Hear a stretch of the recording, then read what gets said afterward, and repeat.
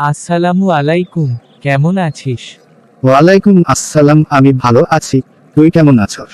ভালোই। তোর কাছে একটা প্রশ্ন ছিল। বল, ইনশাআল্লাহ উত্তর দেওয়ার চেষ্টা করব। আমি দেখতেছি অনেক সময় নামাজ পড়তে আলসেমি লাগছে, সময়ও মিস হয়ে যাচ্ছে। কি করলে সময় মতো নামাজে মন বসবে? ভাই, নামাজ তো আমাদের উপর ফরজ।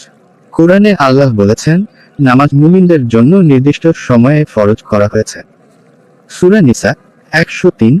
তাই সময় মতো পড়া খুব জরুরি। হুম, ঠিক বলছিস।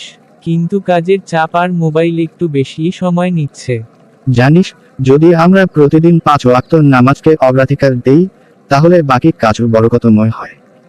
মোবাইল রাখতে পারিস সাইলেন্টে, আর নামাজের জন্য একটা নির্দিষ্ট রুটিন বানাতে পারিস।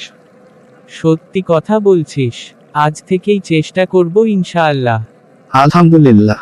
আর যদি কখনো মন উদাস লাগে, ভাববি, নামাজ মানে আল্লাহর সাথে কথা বলা। কি সম্মানের ব্যাপার! জাজাকাল্লাহ খাইর ভাই, এমন কথাগুলো খুব দরকার ছিল। সবসময় আছি পাশে। চল, আসর নামাজ পড়তে যাই।